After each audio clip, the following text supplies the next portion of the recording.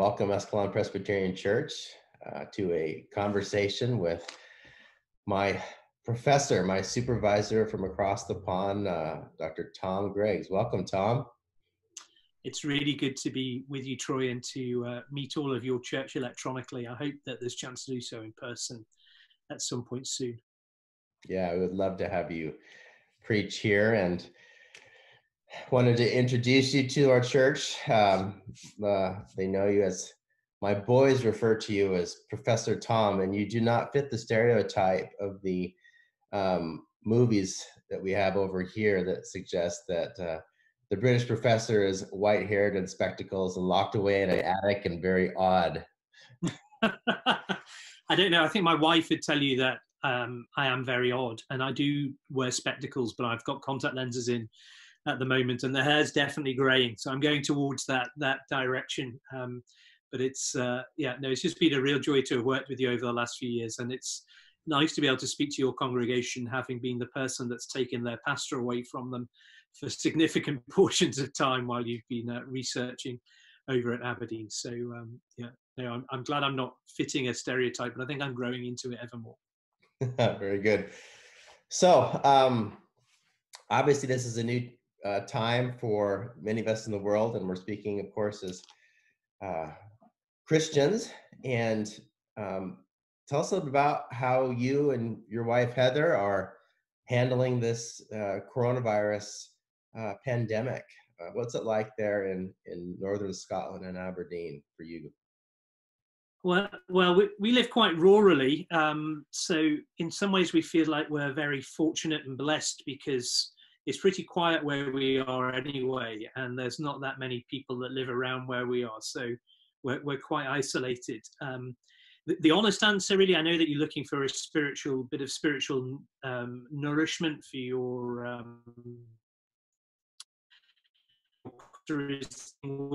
watching. And we're also coping with it by making sure that we have plenty of gin in to drink, especially since my parents and grandmother are staying at the moment. So that's the honest answer. The more spiritual answer is that we're trying to do three things, I guess, or maybe four things. The first is that the church that we belong to every morning is asking us all to pray at the same time, 8:30 in the morning, and sending a little liturgy out for us. And we're calling it 7 whole days from the hymn, 7 whole days, not 1 in 7, I will love thee. So there's a short act of worship there that we're doing alongside other people who are scattered. And then we're having quite a significant time of prayer, both giving thanks and of intercession before dinner with all of our family. And then we are, especially since my dad's also a former church worker, we're having a small service just around our kitchen table at 11 on Sunday, just using the readings for the week. My parents and grandmother and wife are certainly not interested in hearing me preach, so there's no sermon taking place. We are trying to follow the broad structure of a service with prayers of adoration, confession, thanksgiving, and the Lord's Prayer, having the readings, having some intercessions, and then breaking bread and sharing wine with each other, just using a very stripped back liturgy. And we're rejoicing in that context, in the fact that, as members of Protestant churches where we have ministers who fulfill things for the sake of order, that nevertheless all of us are able to approach the throne of grace confidently, and having a confidence that's grounded in who we are in Jesus Christ. So they're the three kind of God-orientated things. The fourth thing that we're doing is trying to make sure that we phone people, particularly people that we know are isolated at the moment, on a sort of daily basis or so, just to check in with them, so there's a sense of community as well. At the church that we belong to, we've sort of all identified people that we want to contribute to, that we want to speak to and support through this period of time. But more generally, we've been trying to do that with the community. That's great. Yeah, we're doing a number of things similarly. Our board of deacons is, gosh, routinely calling people in our congregation to check on them, see how they're doing. And as we're heading into Holy Week, boy, this is a unique time for the church and a unique time for us. Thinking about these celebrations of Palm Sunday and Maundy Thursday and Good Friday and Easter morning, and the thought of not doing it with the church body in our sanctuary is daunting. It's strange, and yet many people are still very, very hopeful that God can work in and through this time. Mm-hmm. And I've been seeing ways in which people are really growing in their faith from home, having conversations with people, as you say, studying the Bible deeply, and lots of prayer in this time.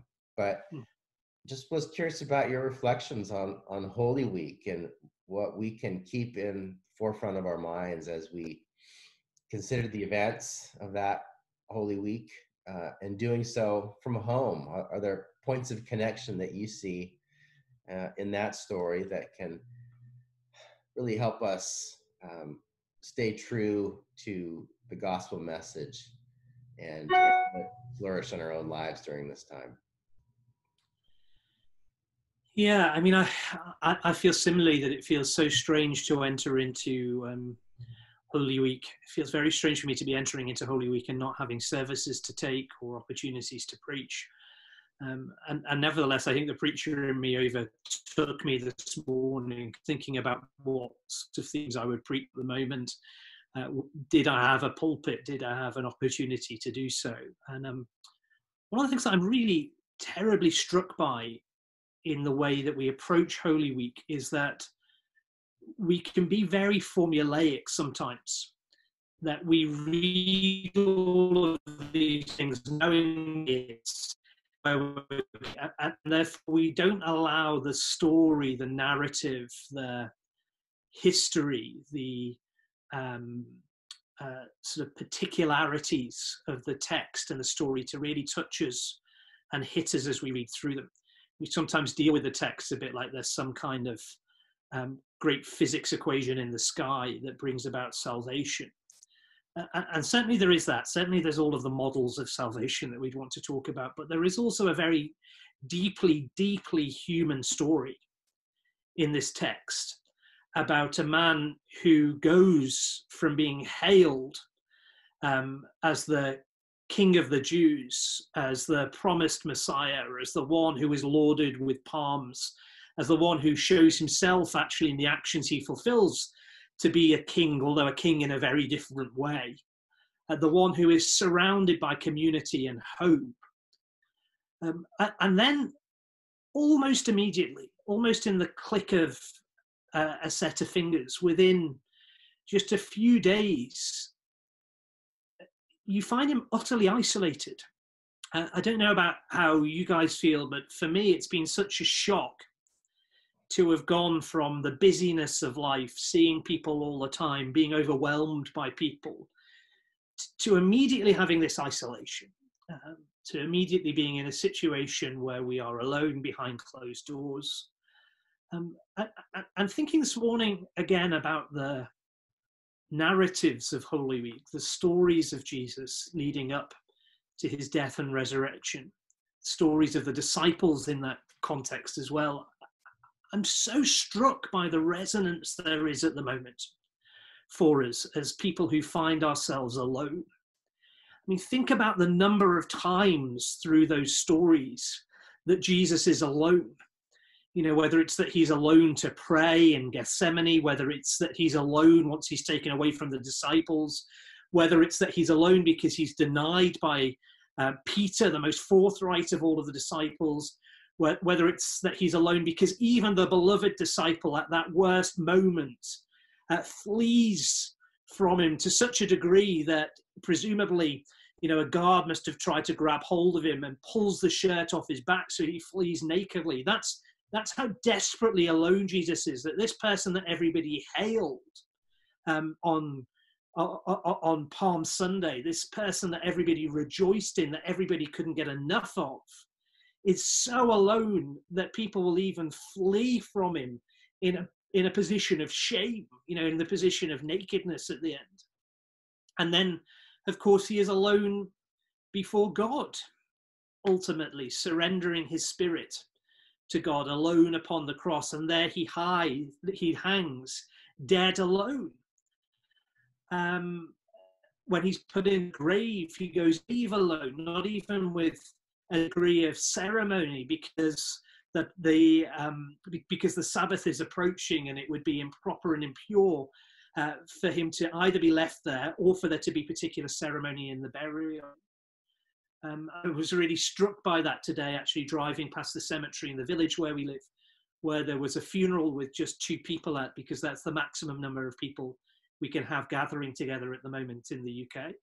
And I'm really struck by the fact, before I even get onto the disciples with all of this, I'm really struck by the fact that the story of Holy Week is a story of a God who is with us, not at the triumphs of life, not at the high points, not at the mountaintop experiences, but is with us walking the path that we walk, in fact, showing us what that path is that we're to walk. And in the situation in which we find ourselves as alone, Christ is with us in our isolation, in our loneliness, finding us there and bringing joy to us there. And I guess that's where, for me, the disciple story comes in. Because what's the first moment that we see? It's Mary alone weeping in the garden. And Jesus comes to her in her loneliness, in her isolation, in her sense that everything has gone wrong, in the fear that she has, and meets her there. And then where does he turn up? He turns up in a locked room because people are hiding there for fear of death, just like we're hiding at the moment in isolation for fear of death, albeit different. I'm struck by that irony in Scripture, that we're told that Christ is the one who stands at the door and knocks. But we're also told that in the power of his resurrection, he makes his way into locked rooms. I think at the moment, this Easter for me, that will be my tremendous sense of who the resurrected Christ is. He's the one that makes his way into locked, isolated places and brings peace and brings comfort and brings hope, even in the most difficult of times. Oh, really well said, Tom. I was struck by the comment you made with respect to Holy Week, is the way in which we can often make it formulaic and miss the bits of the story. Say a little bit more about that. Why do we tend to do that? Yeah, I mean, it's really interesting. I have this little book coming out in a couple of months called The Breadth of Salvation, where I'm trying to get people to think about the feast that is on offer from God when it comes to salvation. I think that perhaps we do that formulaic aspect of approaching salvation because we can behave sometimes as if salvation is just an insurance policy to get us into heaven after we die. You know, you pay the funeral director in one way and take out an insurance policy with them, and you take out an insurance policy for your soul by going to church each Sunday and making sure that you're in the right place when it comes to all of that. I think that for me, that's an aspect certainly of what salvation is. Salvation is certainly about the hope of glory in heaven, the assurance, not insurance, but assurance of that. But salvation is much more than that, it seems to me. It's about God reconciling God's self with us. It's about God being at one with us and enabling us to be at one with him, with ourselves, and with one another. And when we rush to think about the hope of glory, when we rush to think about what we have after this life, sometimes we fail to glimpse the abundance of salvation now that we have through the deposit of the Holy Spirit, who's given to us as a guarantor of our salvation. God could have saved us in all kinds of ways, but he chooses to do it in this human life, in this very particular human life, in this very particular human life of somebody who suffers the types of woes and difficulties that we have. Because God isn't just interested in reconciling us with him after our death. God is interested in reconciling God's self with us in all of the moments of our life, in the here and now. Not just the mountaintop experiences, not just the Palm Sundays, but also the Monday, Thursdays, and the Good Fridays. And even more so, the Holy Saturdays, when there's absolute silence. And in fact, we are left alone without Christ. And even in those moments, God desires to save us. I in fact think that the moment of Holy Saturday is a really interesting one. Why have that break for the resurrection? Why is that so important? It's so important, it seems to me, to have that moment, because in fact, there will be moments in life where we've cried that prayer of dereliction. You know, my God, how hast thou forsaken me? And there is no answer, and there isn't even an immediate response. And we can feel left alone in that place where that there is a valley of the shadow of death. But what God does in those places is to shine his peace and light to remind us that those shadows are only shadows, and that the valley isn't a place that we will remain in forever. I think maybe we reach to those sorts of formulaic accounts because we diminish all that is on offer in salvation. The way sometimes I say this to my own congregations and my students is to say, if you imagine a fantastic buffet that's in front of you, you know, the sorts of things that perhaps we're all desperate for now that we've been locked away, you know, those fantastic breakfast buffets that you get in hotels, where there's everything that's possibly could imagine on offer: sausages and scones, or biscuits as you guys call them, and eggs and pulled brisket and pancakes and bananas and fruit and yogurt and kippers and fish and hams and cheeses and bread. And there's all of this in front of us. If salvation were like that, very often I think in the church we can be a bit like those people that I really judge in hotels as being immensely boring, who just, you know, go and get a little bit of granola and a bit of yogurt and that's what does them, or one piece of grapefruit or something. The point of a feast is that you feast on it. And salvation is a deep feast. And through the course of Holy Week, we see some of the courses that God offers us. Not just the once for all activity of the cross, but the once for all activity of the cross that is given all the more power by virtue of the life that precedes it, that meets us in the very real lives that we live as well. Does that answer the type of question that you're asking? Yeah, it does. I appreciate you saying that. The depth of Holy Week really is coming out in this. And kind of closing this up, let's talk about Easter morning now. You know, you're sitting at home and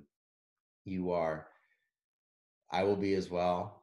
And Easter comes, and what's kind of the spiritual thought that we should be drawn to in this time? Can we still have joy of what's happened on that day, even though we are in the places we are? I think we can have joy in hope. Yeah. That would be my way of describing it. The thing about hope is it's not given to us straight away. It's not the fulfillment of the thing already. It's the thing for which we hope. Mm-hmm. And for me, one of the messages of Easter is that however bad the situation is, even if you're Mary Magdalene and you're crying because you think somebody's stolen the body of Jesus, and you think you're talking to a gardener, and that gardener seems to be making everything worse because you don't realize it's Jesus that you're talking to. Even if you are Hare, the story of Easter is a story of hope. You can't hold on to Jesus. It's not the full realization of everything. We don't get everything immediately.